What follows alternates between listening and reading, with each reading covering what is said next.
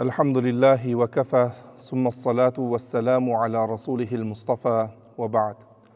Allahumma gfir lana wa li walidina wa liman lahu haqqun alayna wa li jami'il muslimin. Біздер, Алла жазса, аптаның әр бейсенбі күні тәпсірден сабақ өтетін боламыз. 29-шы пара, яғни Мүлк сүресінің тәпсірінен бастайтын боламыз. Жалпы тәпсір сабағының ерекшелігі қандай? Тәпсір сабағын біздер не үшін оқуымыз керек? Міне осы мәселеге бірлі жарым тоқталып кеткім келіп отыр. Ең әуелі сабақты бастардан алдын, сабақты бастап кетерден алдын бір нәрсені еске алғым келеді. Сіздерге ғана емес, ең бірінші өзіме еске алғым келетін нәрсе бұл Пайғамбарымыз саллаллаху алейхи ва саллям мұбарак хадис шәрифтерінде айтады: "Иннамал а'малу бинният, ва иннама ликулли имри'ин ма нава." Шын мәнінде амалдар ниетке байланысты. Әлбетте, әрбір адам өзі ниет еткен нәрсесіне жетеді дейді. Егер осылай құптан намазына бәрібір келіп жатсыз, сол келген кезде кішкене бір-екі аят хадистен тыңдап, Пайғамбар саллаллаху алейхи ва салламның хадистерінен, Аллах субханаху ва тааланың кәләмінен тыңдап кетемін деген кішкене ғана ниет болатын болса, сөзсіз оған өте үлкен сауаптар жазылатыны ақиқат. Әсіресе тәпсір сабағы. Ғалымдарымыз айтады: "Шарафул илми би шарафил ма'лум", яғни ғылымның мәртебесі, ғылымның абыройы оның зерттейтін мәселесімен айқындалады дейді. Құран-ы кәрім бұл Аллах субханаху ва тааланың сөз дейтін болсақ, Құран-ы кәрімнің мағынасы, Құран-ы кәрімнің мәнін түсіну демек өте үлкен мағыналы, мәнді болмақ. Ғалымдарымыз Құран-ы кәрім мен өзге кітаптардың арасындағы айырмашылық Алла тағала мен өзгелердің арасындағы айырмашылықпен бірдей деген. Аллах субханаху ва таала мен өзге кімді салыстыруға келеді? Ешкімді салыстыруға келмейді. Неге? Өйткені Аллах субханаху ва таала жаратушы, өзгелердің барлығы жаратылған Алланың пенделері, жаратылған дүниелері. Демек, Аллах субханаху ва тааланың ұлылығы қандай болатын болса, Құран-ы кәрімнің ұлылығы да тура сондай болады екен. Ал егер оның мәнін, мағынасын оқуымыз болса, бізге тура сондай мәртебе берер екен. Пайғамбарымыз саллаллаху алейхи ва саллям мұбарак хадис шәрифтерде айтады: "Хайрукум ман таалламал Құр'ана ва аллама", яғни сіздердің ең жақсыларыңыз Құранды үйреніп, оны үйретушілеріңіз деген. Құранды үйренген кезде тек қана жалпы әріпін ғана үйреніп қана қоймастан, оның мағынасына үңілуіміз, тереңіне бойлауымыз бұл Құран-ы кәрімнің бізге түсірілгендегі негізгі мақсатына лайықты іс болмақ. Қазір біз Аллах субханаху ва тааланың Құранның, яғни Аллах субханаху ва тааланың сөзі болған Құран-ы кәрімнің тәпсірін үйрену арқылы біз неге жетеміз?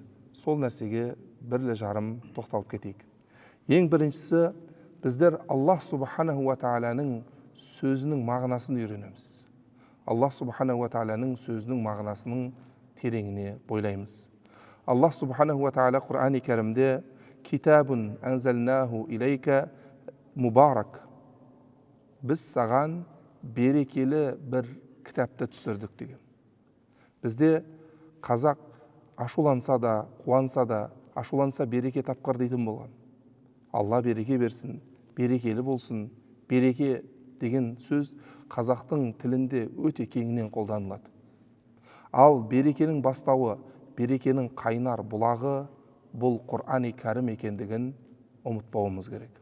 Аллах субханаху ва таала "Китабун анзалнаху илейка мубарак" деген, яғни біз бұл Құранды берекелі етіп түсірдік деген.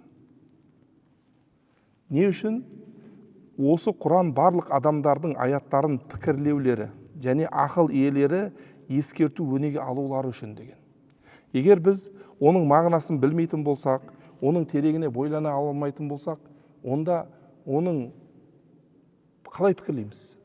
мәселен құл хуаллаху ахад, аллаху самад деп оқып жатырмыз. Оның тереңіне қалай бойланамыз? Егер оның тәпсірін оқымайтын болсақ, егер оның мағынасына үңілмеген болсақ. Демек, бізге тәпсір саласы Құр'ани кәрімді, Аллах субханаху ва тағаланың сөзі болған Құр'ани кәрімді дұрыс түсінуді үйретеді. Қалай түсінуіміз керек екендігін үйретеді. Жалпы, Құр'ани кәрім тек қана бізге оқылу үшін түсірілген кітап емес. Өкінішке орайлар болсын, біздер әлі оқуды да меңгере алмай жатырмыз. Қаншадан қанша жігіттер 5 жыл, 6 жыл, 10 жылдан бері намаз оқып жатқан жігіттер бар, бірақ әлі Құран оқи алмайды. Құранның әрпін танымайтын қаншадан қанша жігіттер бар негіз. Оның өзі өзегіңді өртейтін өте бір үлкен өкініш. Өйткені пайғамбар саллаллаху алейхи уассалам Құрани кәрімді оқыған кезде әрбір әріпіне 10 сауап болады деді. Әрбір әріпіне 10 сауап болады деді. Құрани кәрім, мәселен, бүкіл пайғамбарлардың мұғжизалары өздерінің дүниеден кетуімен бірге мұғжизаларда кеткен болса, пайғамбар саллаллаху алейхи уассаламның мұғжизасы Құран дейміз. Пайғамбар саллаллаху алейхи уассаламның шынайы пайғамбар екендігін білдіретін бірден бір құрал бұл Құран дейміз.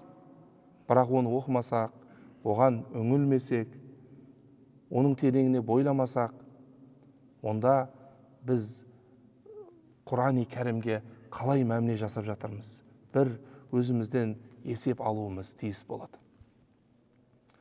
Негізі Құрани кәрімді оқысаңыз, мағынасын түсінбесеңіз де оқысаңыз сауап. Ал егер мағынасын түсінетін болсаңыз, онда сіз өзіңіздің тура жолыңызды, бағыт бағдарыңызды айқындайтын боласыз. Бұрынғы ілгері өткен ізгілер өздерінің ұлдарына тәлім тәрбие берген кезде ең бірінші Құран үйретіп қояр екен. Құран үйретіп қояр екен. Сөйтетте басқа ғылымдарды оқыттыра берер екен. Неге Құран үйретесін десе, бұл Құрани кәрім нұр. Пайғамбар саллаллаху алейхи уассалам имам Муслим риуаят еткен хадисте айтпайын ма? Меннен кейін сендерге 2 нәрсені тастап бара жатырмын. Осы 2 нәрсені ұстансаңдар, адаспайсыңдар дейді. Соның біріншісі Құран дейді. Онда нұр бар дейді. Нұр деген не ол? Нұр деген күннің нұры арқылы мына әлемге жарық кіреді. Күннің нұры жарқырап тұрса да, айналамызда мыңдаған шамшырақтар жанып тұрса да, көзіміздің нұры болмаса, көре алмаймыз. Демек, нұр бізге бағыт бағдар береді. Нұрмен біз көре аламыз. Пайғамбар саллаллаху алейхи уассалам Құрани кәрімді нұр деп жатырды. Егер дейді, адамның ішіне бұл Құрани кәрімнің нұры түсетін болса, ол бір күн емес бір күн өзінің иесін алып шығады дейді. Тура жолға алып шығады. Адастырмайды ол. Қателестірмейді. Бір күн емес бір күн тура жолға бастап алып шығады дейді. Сондықтан да ілгері өткен ізгілер баласына ең бірінші Құрани кәрімді үйрететін болған. Аллах субханаху ва тағала Құрани кәрімді «Инна хазал Құр'ана яхди лиллати хия ақвам» дейді. Шын мәнінде бұл Құрани кәрім адамдарды ең тура жолға бастайтын кітап дейді. Ең тура жолға бастайтын кітап. Егер біз тура жолға тапқымыз келсе, тура жолмен жүргіміз келсе, онда біз Құрани кәрімді оқып үйренуіміз керек. Ал бірақ оның мағынасын, оның терең аяттарының сырын білмесек, онда қалай Құрани кәрімнің тура жолмен өзіміз нәр аламыз, сусынды аламыз. Үшінші мәселе, біз Құрани кәрімнің тәпсірін үйренетін болсақ, әртүрлі жат ағымдардан, әртүрлі адасқан топтардың арбауынан сақтанамыз. Әртүрлі қате түсінікпен, өздерінің ойларымен қате түсінікпен түсіндіретін топтардан сақтанамыз. Ондай топтар екі түрлі болуы мүмкін. Біріншісі діннің ішіндегі топтар болуы мүмкін. Құрани кәрімнің аяттарын қате түсіндіру арқылы адамдарға қате ұғым беруі мүмкін. Мысалы, Аллах субханаху ва тағалаға дене беріп, Аллах субханаху ва тағаланы бір мекенде отыратын, Аллах субханаху ва тағаланы бір тақта отырып, қасына пайғамбар саллаллаху алейхи вассаламды отырғызып қоятын бір патша секілді суреттейтін бір топтар бар. Сондай топтардан біз сақтанамыз. Екіншісі, Құрани кәрімнің кейбір аяттарын өздерінің адасқан пиғылдарына пайдаланғысы келетін топтар болады. Мысалы, бір күні бір жерде бір досым болған інішектің жаңағы үйінде жұмысына көмектесіп жатсам, бір көкесі келді де айтты: "Әй жігіттер", деді, егер мына жұмысты бітіріп тастасаңдар, екеуің ортаңарыңа бір шише арақ қоямын, деді. Мен айттым: "Көке", дедім, "сіз әжептәуір адам ба десек, арақ қоямын деген несі жап-жас жігіттерге? Ұят емес па?" дедім. Сөйтсем, бетіп қарады да: "Сен молдасың ба?" деді. "Құранда", деді, "арақ ішуге рұқсат еткен", деді. Мен айттым: "Көке, қойыңыз ондай әңгіме, ондай нәрсе жоқ Құранда. Әкеліңіз Құранды, мен сізге айтайын", дедім. Құран-ы Кәрімде 3 аят бар. 3 аят бар. Арақты Құран-ы Кәрім түсірілген кезде арақ шарапты халық өте кеңінен қолданылады. Біз қазір шайды қалай ішсек, суды қалай ішсек, олар тура солай арақ шарап ішетін. Оларға бірден арақты харам деген аят түсетін болса, ауыр келетін еді. Сондықтан да Аллах Субхану ва Тағала арақты кезең-кезеңімен харам етті. Ең бірінші, арақта пайда бар, оның зияны да бар. Бірақ зияны пайдасынан ауыр деген бірінші аят түсірді. Екінші аят түсірді: "Мас халдеріңде намазға жоламаңдар" деген аят түсірді. Үшінші аят арқылы: "Иннамал хамру вал майсиру вал ансабу вал азламу риджсум мин амали шайтан". Яғни шын мәнінде арақ, құмар, палашу, бұлардың барлығы нәжіс, шайтанның амалынан. Фәжтанибу, алыстаңдар деген кесіп пішіп беретін соңғы аятты түсірді. Егер адам тәпсір оқымаған болса, арнайы маманнан тыңдамаған болса, ана көкем сияқты ашып, бірінші аятты көрді де бітті, болды. Пайда бар деп жатыр, зиян бар деп жатыр, бұл жерде ешқандай тыйым, мағына түсініліп жатқан жоқ деп, өздігінше қорытынды жасай беруі мүмкін. Міне сондай адамдарға да жауап беретін біздің тәпсірді үйренсек, біреулер күмән салуы мүмкін, біреулер басқа қылуы мүмкін. Міне сондай нәрселерге де біз тәпсірін тереңіне бойлайтын болсақ, біз дұрыстап мәміне жасай алатын боламыз. Және Құран-ы Кәрімнің тәпсірін үйрену арқылы біздердің иманымыз нығаяды. Көп адамдар сұрайды: "Ұстаз, иманды нығайтатын, дінге бекем ететін бір амалды үйретіңізші", дейді. Ең үлкен амал бұл Құран-ы Кәрімге жабысу. Құран-ы Кәрімнің тереңіне бойлау ең үлкен амал. Өйткені бұл Аллах Субханаху ва Тағаланың кәләмі. Аллах Субханаху ва Тағаланың пайғамбар саллаллаху алейхи уассаламға жіберген мұғжизасы бұл. Біз бұның түбіне үңілетін болсақ, бұның тереңіне бойлайтын болсақ, сөзсіз біздің иманымыз нық болады. Иманымыз онша-мұнша, не дейді, жел тұрған кезде, басқа тұрған кезде ойнақтап кетпейтін болады. Біз діннің не екендігін түсінетін боламыз, егер Құран-ы Кәрімнің тәпсірімен тереңіне бойлап үйренетін болсақ. Және тәпсір оқу арқылы біздер Құран-ы Кәрімнің тереңіне бойлау арқылы және оған амал етуді үйренеміз. Мысалы, жалпы Құран-ы Кәрімде мысалы намаз аяты болсын, ораза аяты болсын, зекет аяттары болсын, жалпылама айтылған. Намаз оқыңдар деген мысал. Ол қалай оқылады, неше ракағаттан тұрады, қалай болады, бұлай болады деген нәрселерді біз тәпсірлерде түсіндіріп, жік-жікке бөліп түсіндіретін боламыз. Яки болмаса сабыр. Аллах Субханаху ва Тағала «Истаину бис-сабри уас-салах» деген. Яғни Аллах Субханаху ва Тағаладан намаз оқумен және сабыр етумен жәрдем тілеңдер деген. Сабыр деген сөзді тікелей алатын болсаң, тек қана қиыншылыққа, машаққатқа төзу деп қабылдауымыз мүмкін. Ал егер тәпсірмен қарап, тәпсіріне жүгінетін болсақ, сабыр 3 түрлі екенін білеміз. Ең бірінші, ең ауыр, нәпсіге ең қиын келетін сабыр бұл құлшылық ғибадаттағы сабыр. Құлшылық ғибадат жасап жатқан кезде сабырлы болу, төзімді болу нәпсіге ең ауыр келеді. Және бұл сабырдың ішіндегі ең дәрежесі жоғары. Екіншісі, күнә жұмыстардан тыйылатын кездегі сабыр.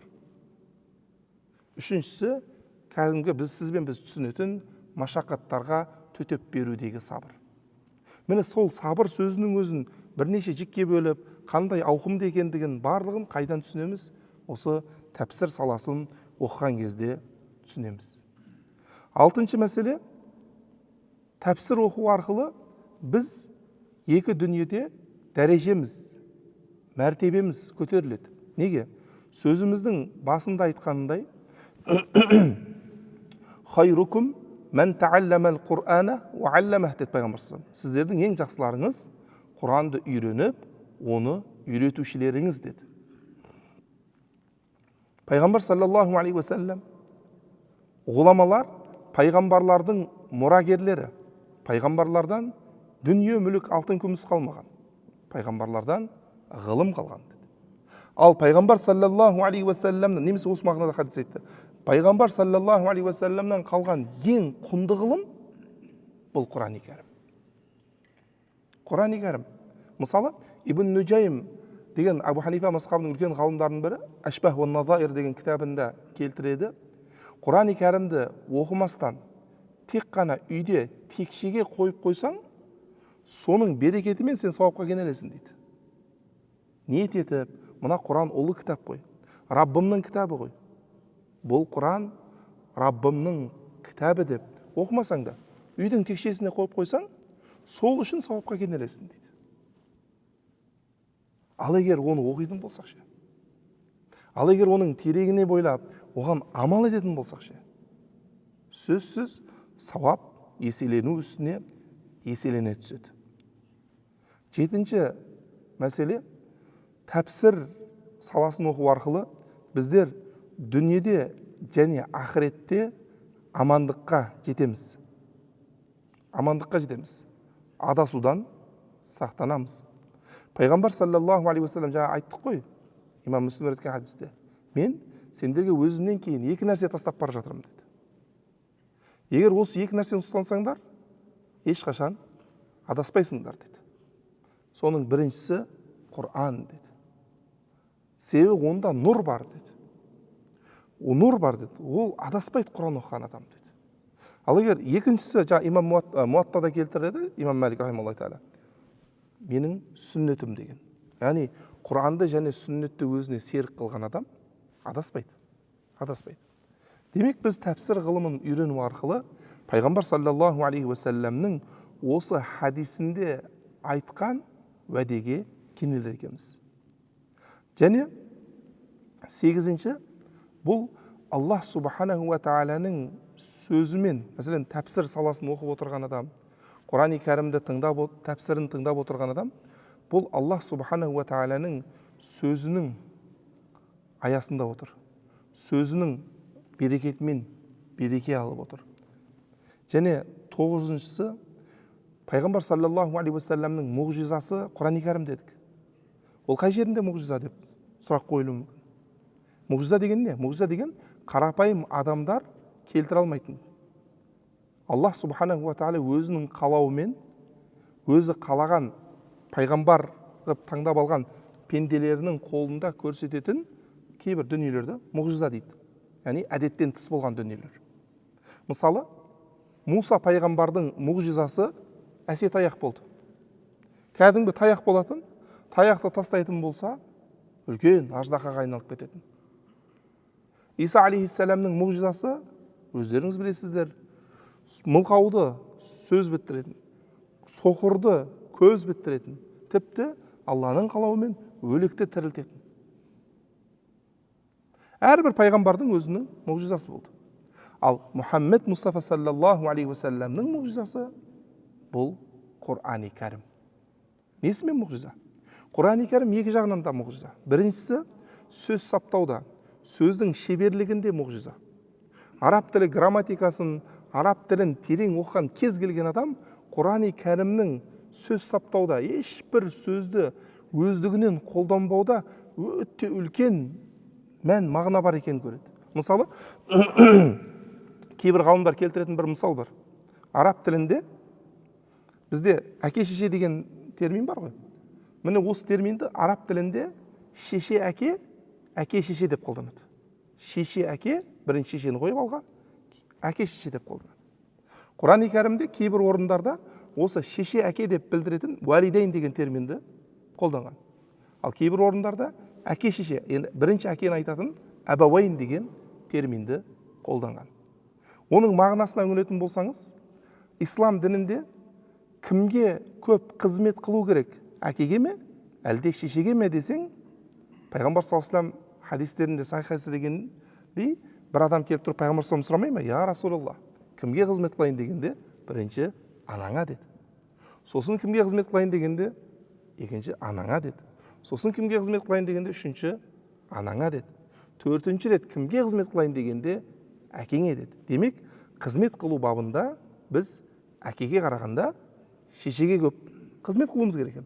Міне осындай орындарда Аллах субханаху ва тағала шеше әке деген терминді қолданды. Мысалы, Алла тағала وَقَضَى رَبُّكَ أَلَّا تَعْبُدُوا إِلَّا إِيَّاهُ وَبِالْوَالِدَيْنِ إِحْسَانًا дейді.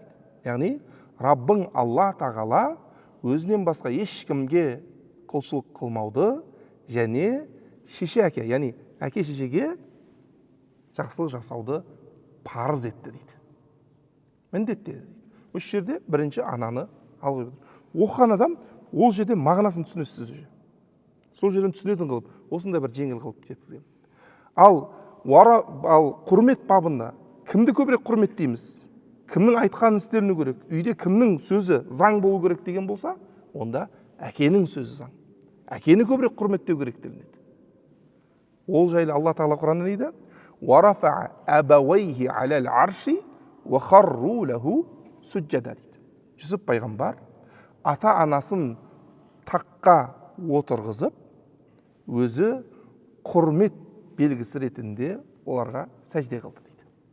Ол пайғамбарлардың шариғаттарында адам адамға құрмет ретінде сәжде қылса, рұқсат етілетін болған.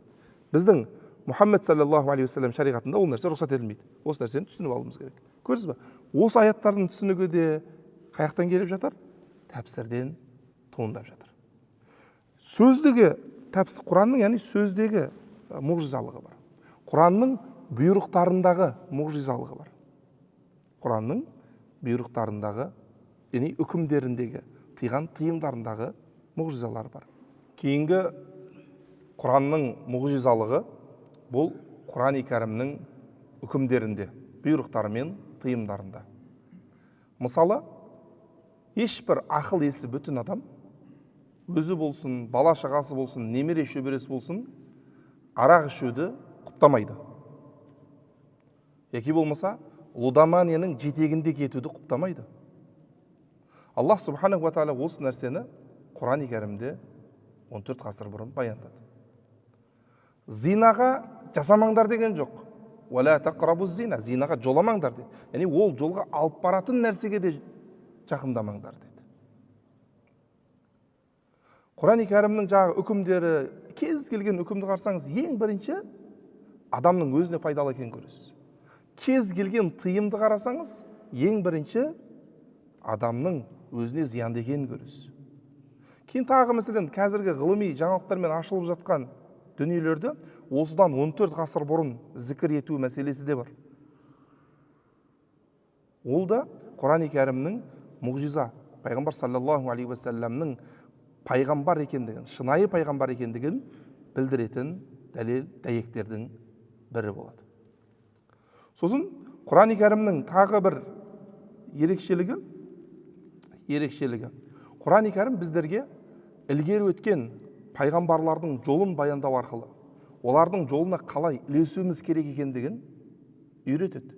Мысалы, әкеңіз, мәселен, кез келген әке жақсы, бірақ балаға ол әке көзқарасы бойынша, заманның әртүрлі болу бойынша, буынның ауысуы бойынша әр қалай болуы мүмкін да. Бірақ әкең қандай болса да, қандай адам болса да, Ибрахим алейхиссаламның әкесінен жаман емес шығар. Ал Ибрахим алейхиссалам әкесімен қалай мәміле жасады? Құран-ы Кәрімде қиссасы бізге баяндалған. Басымызға сынақ түсетін болса, қиналатын болсақ, шығатын түйткіл таппай қиналатын болсақ, Айюб пайғамбардың қиссасын оқимыз. Бизнесіміз, жұмысымыз барлығы тығырыққа тіреліп, барар жер, басар тауымыз қалмай қалса, Жүсіп пайғамбардың қиссасын оқимыз. Жүсіп пайғамбардың қиссасында жоғалған бала, жоғалған нәрсе, жоғалған бала табылатындығы жайлы. Түрмеге кеткен адам қайтып шығатындығы жайлы. Бұларға үміт береді. Міне осы қиссалармен де кең көлемді танысу үшін біздер тәпсір ғылымына мұқтаждығымыз бар. Тәпсір ғылымына мұқтаждығымыз бар. Және шариғаттың негізгі мақсаттарын да түсіндіретін, жалпы ақида болсын, фиқ болсын, басқа салалардың барлығы, даже тіпті хадис саласы да осы Құран-ы Кәрімді түсіндіру үшін, Құран-ы Кәрімнің мағынасын тарқату үшін құрылған салалар. Мәселен, пайғамбар саллаллаху алейхи вассаламның сүннеттері бұл Құран-ы Кәрімнің іс жүзіндегі тәпсірі болып саналады. Сондықтан да біздің тәпсір саласының өте маңызы зор. Алла қаласа, әр бейсенбі күні бізге тиді, әр бейсенбі күні тәпсірден сабағымыз болады. Құдай қаласа, келесі аптадан бастап Мүлк сүресінің тәпсірінен бастаймыз. Сол 29-30 параны тәпсірлесек деп ниет етіп отырмыз, иншалла. Алла тағала ғұмыр берсе, Алла тағала береке берсе. Хада валлаху алям. وصلى الله على نبينا محمد أمين. ربنا لا تزغ قلوبنا بعد إذ هديتنا وهب لنا من لدنك رحمة إنك أنت الوهاب. وربما الله естігендерімізге, білгендерімізге, оқығандарымызға амал етуді баршамызға насип ет.